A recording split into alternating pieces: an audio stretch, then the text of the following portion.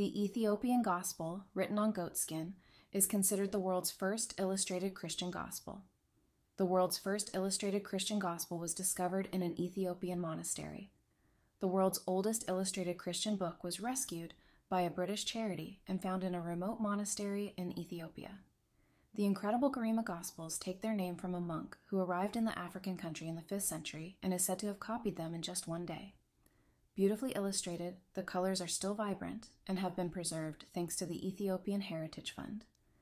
Abba Garima arrived from Constantinople in AD 494 and, according to legend, was able to copy the Gospels in one day because God delayed the setting of the sun.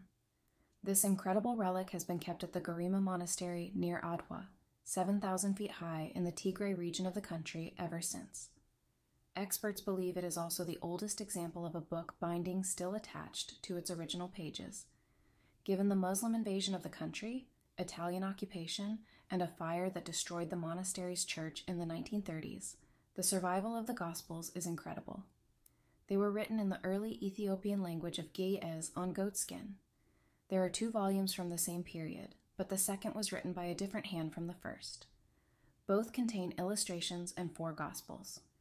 Although occasional travelers had mentioned the texts since the 1950s, they were thought to date back to as early as the 11th century. However, carbon dating gives a date range of AD 330 to 650, which excitingly matches the date when Abba Garima is said to have arrived in the country.